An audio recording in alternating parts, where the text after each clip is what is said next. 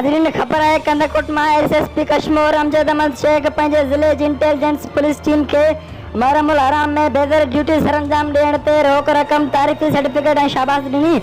SSP Kashmir Amjad Ahmad Sheikh पंहिंजे intelligence team के हिदायत ॾींदे चयो त मूंखे तव्हां ते ऐं तव्हांजी सुठी ड्यूटी करण ते फ़ख़ुरु आहे। मूंखे उमेद आहे त तव्हां अॻिते लाइ बि ईअं ईमानदारी सां ड्यूटी सरअंजाम ॾींदो।